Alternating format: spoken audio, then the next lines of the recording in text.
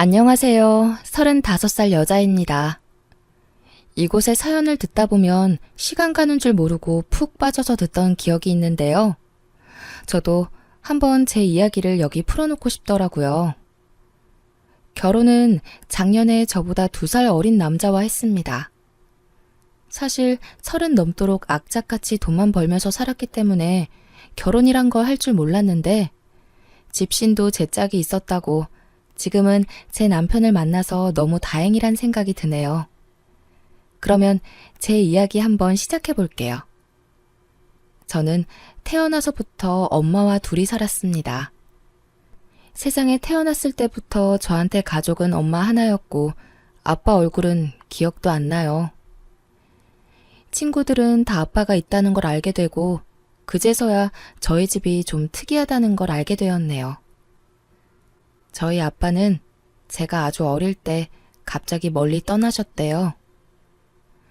지금 생각하면 엄마도 엄청 젊은 나이셨는데 요즘 나이 10대 중반이면 아직 어린 티가 많이 나잖아요. 엄마도 많이 힘들었을 텐데도 저를 포기하지 않으셨습니다. 다른 어머님들도 그렇겠지만 저희 엄마는 저를 위해 모든 걸 헌신하셨어요. 친가 쪽은 교류하는 사람이 아예 없었고요. 외가 쪽은 외삼촌들이 있었습니다. 어릴 적 기억에도 언제나 엄마한테 돈 얘기만 하던 사람들이었어요. 그래서 삼촌들이 집을 다녀가면 엄마는 항상 울었습니다.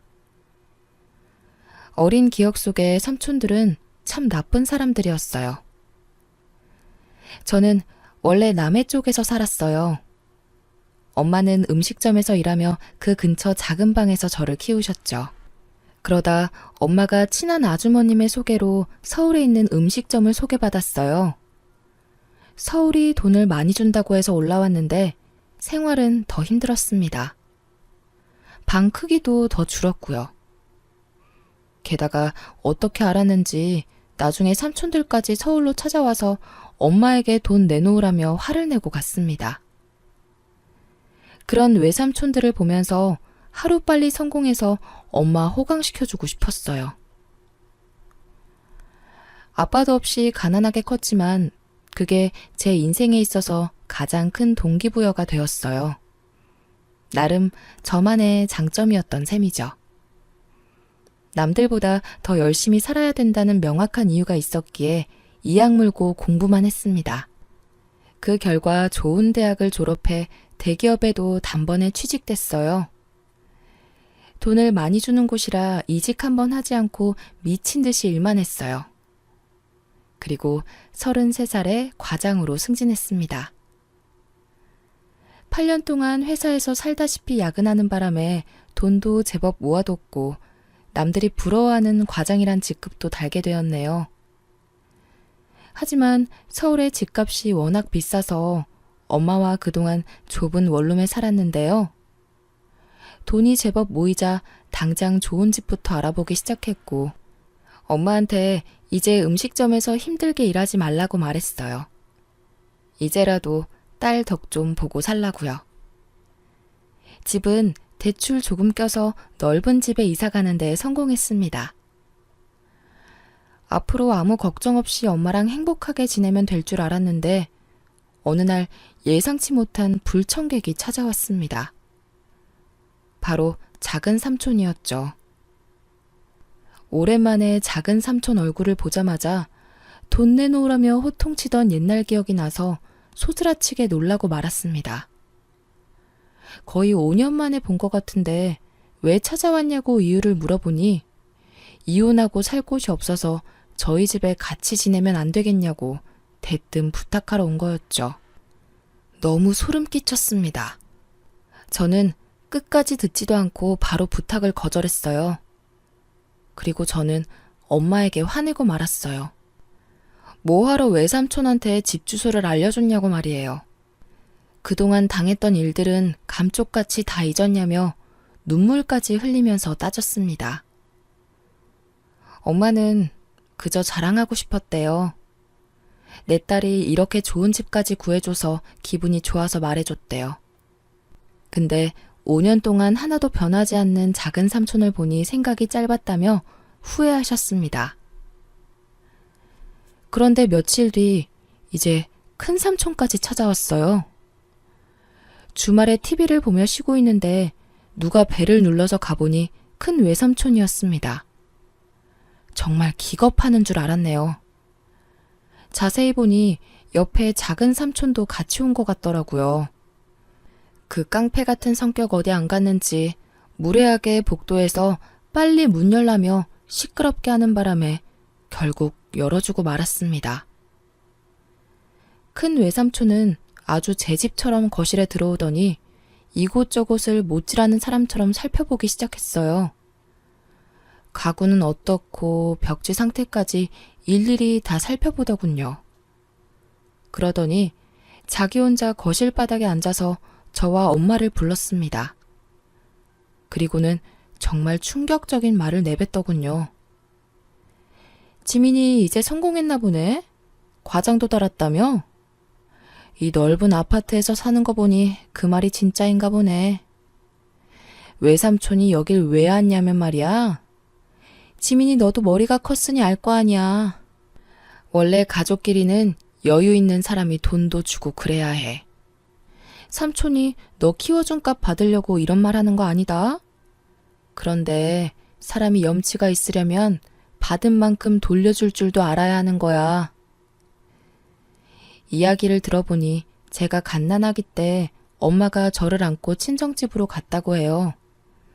그때 큰 외삼촌이 받아줬고 초반에 분유값이랑 기저귀값 이외에 필요한 돈을 지원해줬다며 엄청 강조하더라고요.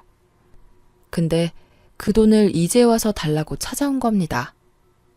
어이가 없었죠. 제가 그 돈 주기 싫다고 말하니 그러면 갈 곳 없는 작은 외삼촌과 당분간 같이 지내라면서 가족끼리는 서로 도와야 된다며 훈계를 하더군요. 얼마나 뻔뻔하면 저런 말을 표정 하나 안 바뀌고 내뱉을 수 있을까요? 크면서 외삼촌들이 엄마한테 돈 달라고 해서 100만 원씩 받아간 걸 수없이 봤거든요. 옆에 서 있던 엄마는 외삼촌들에게 큰 소리로 따졌습니다. 이 못된 놈들아, 그동안 너희가 나한테 뜯어간 돈이 얼만데 이제 와서 우리 딸한테 그 돈을 내놓으라고 해. 너네 진짜 천벌 받을 거야. 우리가 힘들 때 한 번 도와주지 않던 것들이 이제 와서 가족끼리 도우라고? 나로는 부족해. 왜 우리 딸한테까지 돈 달라고 명령질이야? 저희 엄마는 화에 못 이겨 눈물을 흘리고 말았습니다. 다시는 떠오르기 싫던 옛날 기억이 떠올랐습니다. 매번 엄마에게 와서 돈 이야기하고 엄마는 바보처럼 달라는 대로 다 주던 모습들 말이에요. 저도 이제 나이 30살 먹고 가만히 듣고만 있을 수는 없었습니다. 소리를 미친 듯이 지르기 시작했어요. 당장 나가라고, 안 나가면 경찰 부르겠다고 말했습니다. 그랬더니 무슨 말 같지도 않는 소리냐면서 비웃는 거예요. 화가 머리끝까지 난 저는 진짜로 경찰을 불렀습니다. 그러자 정말 10분도 지나지 않아서 경찰분들이 집에 오셨고 외삼촌은 막 소리를 지르며 가족끼리 무슨 주거 침입이냐고 소리를 치는 거예요. 그러면서 가족들끼리는 주거 침입죄 안 된다면서 경찰 앞에서 오히려 막 가르치려 하더군요. 그런데 건장한 남자 경찰 한 분이 큰 소리로 주거 침입죄 맞습니다. 가족들도 허락하지 않는 방문 시 고소할 수 있습니다. 지금 당장 서로 가시죠. 라고 단박에 말하더군요. 결국 삼촌들은 말문이 막혔는지 꿀먹은 벙어리가 돼서 집을 나갔습니다. 집에는 고요한 정막만이 남았어요. 저랑 엄마는 너무 서러워서 부둥켜 안고 울기 시작했네요. 그런데 못된 삼촌들은 이후로도 번갈아서 저희 집에 찾아왔습니다. 이젠 막내 외삼촌까지 데리고 와서는 제가 회사에 있을 시간만 골라서 엄마한테 또 돈 내놓으라고 찾아오더라고요. 그럴 때마다 엄마한테 그냥 경찰에 신고하자고, 안 되면 고소하자고 했습니다. 어쩔 수 없이 진짜 경찰서에 가서 진술서를 썼고 엄마 혼자서 경찰서를 왔다 갔다 하는 일이 잦아졌어요.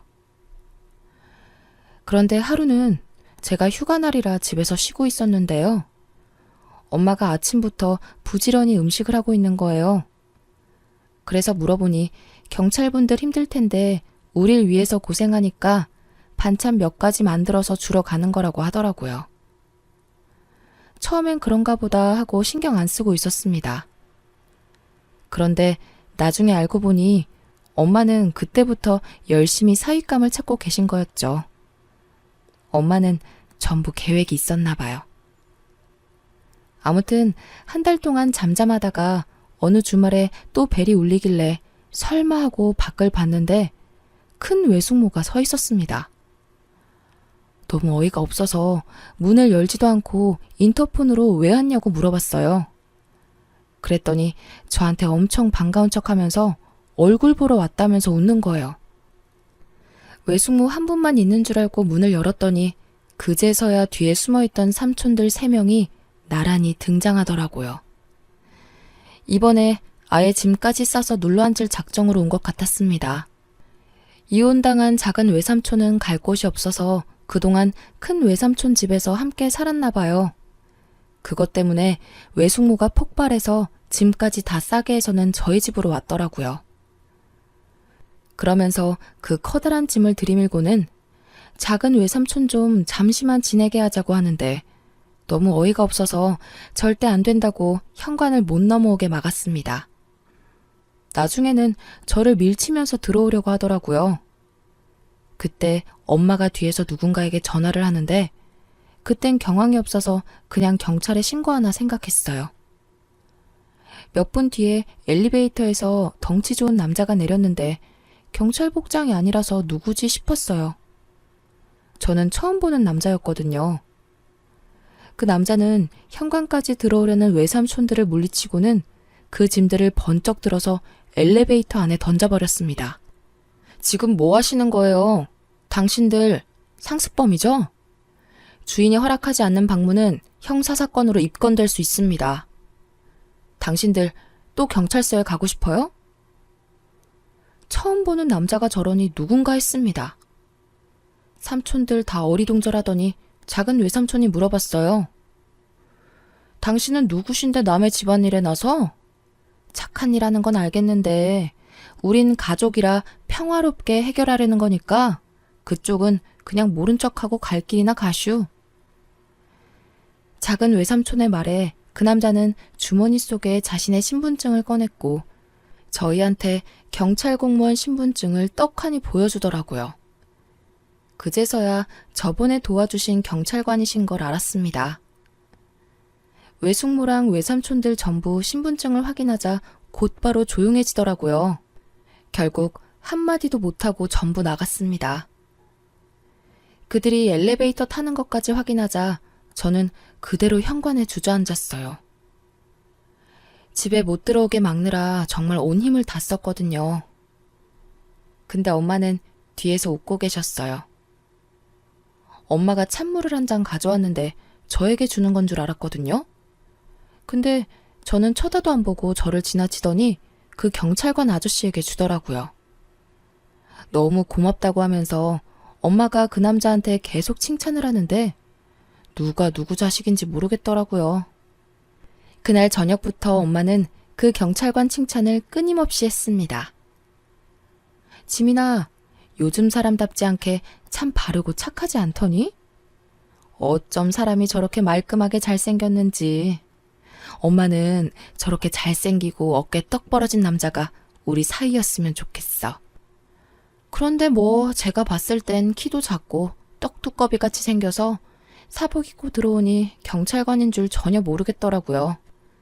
처음엔 엄마 말을 듣고도 별 생각이 없었습니다. 그러던 어느 날 회사에서 일하고 있는데 뜬금없이 엄마 번호로 전화가 왔어요.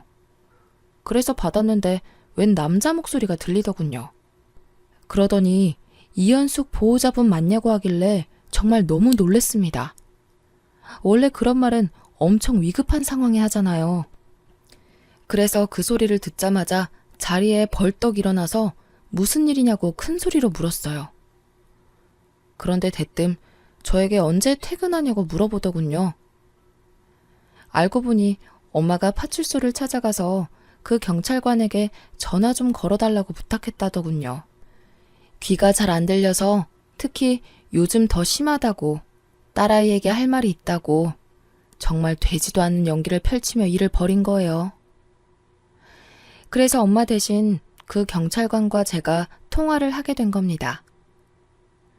옆에서 엄마가 하는 말을 그대로 옮겨서 경찰관 이야기했고요. 그러니 저에게 퇴근 언제 하냐고 하고 외식하고 싶다고 하고 뭐 먹고 싶냐고 물어보고 이런 평범한 질문들을 두꺼운 남자 목소리로 들으니 기분이 좀 묘하더라고요. 원래 그날도 야근해야 하는데 얼떨결에 일찍 퇴근한다고 했고요. 나중에 전화 끊을 때도 일찍 들어오라고 이야기를 전해주는데 기분이 참 이상했네요. 그 뒤로 몇 번 더 엄마 대신 그 경찰관과 통화를 했고 또 퇴근 시간을 묻더라고요. 그래서 모른 척하고 오늘 시간 괜찮으시면 함께 식사나 하자고 먼저 말했습니다. 그랬더니 옆에서 엄마가 손뼉 치는 소리가 크게 들리더라고요. 그렇게 식사를 같이 했고 그 뒤로도 몇 번 더 만나서 엄마랑 셋이서 외식을 했어요. 나중에는 자기가 대접하겠다고 저에게 먼저 연락하기도 했고요.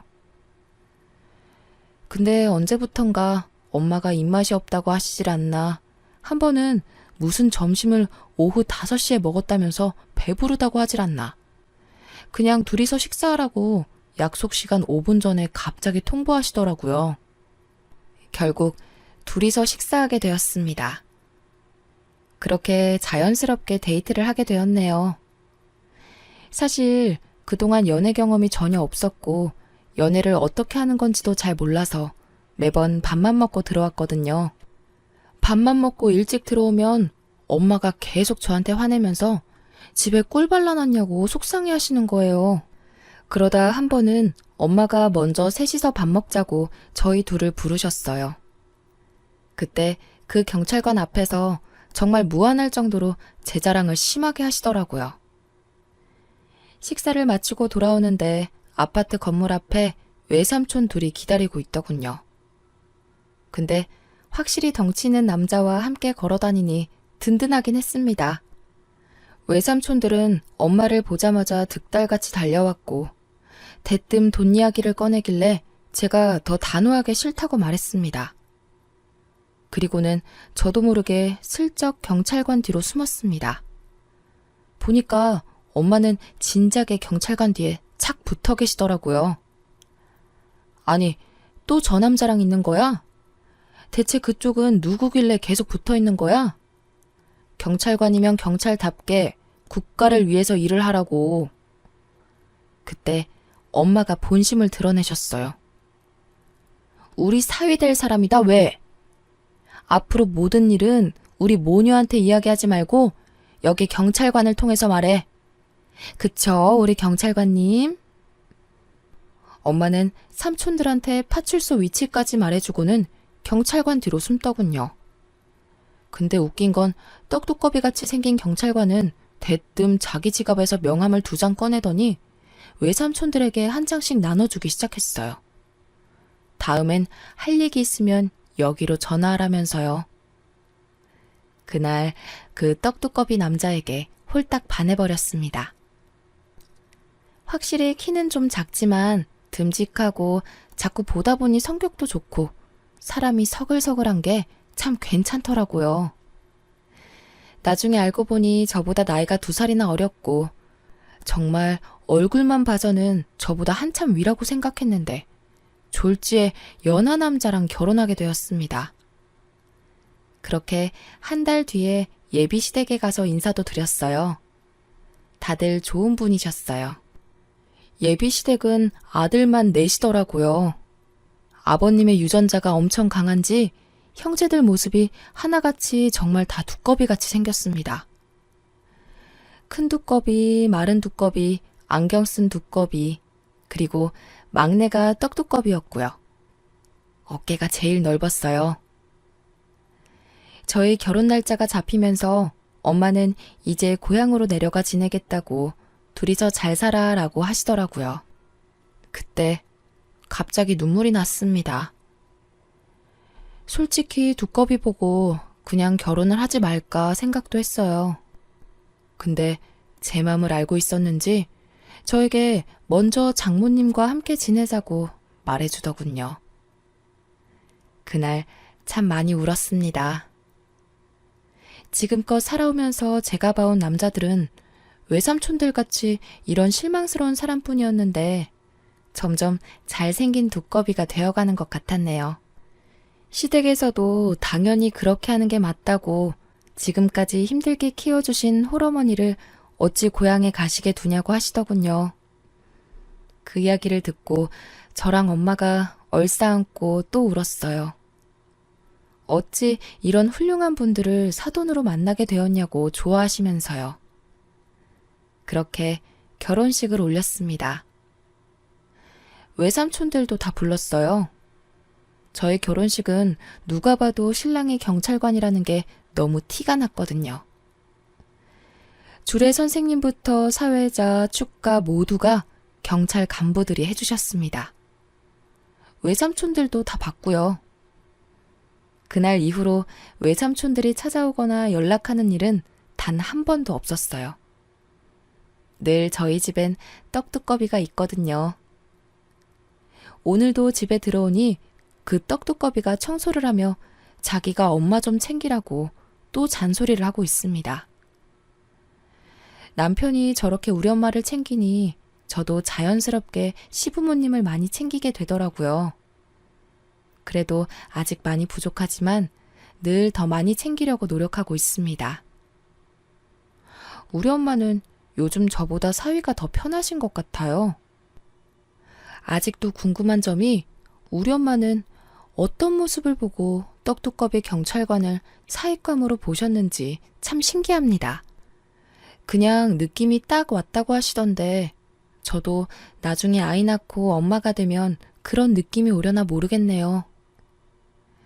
일만 죽어라 하고 돈 열심히 벌면서 살다가 죽을 줄 알았는데 사람 앞날은 정말 모르는 것 같네요. 재작년까지도 제가 이렇게 지낼 줄은 전혀 몰랐거든요. 그래서 요즘은 모든 일에 감사하며 매진하고 있습니다. 지금까지 제 사연 들어주셔서 감사해요.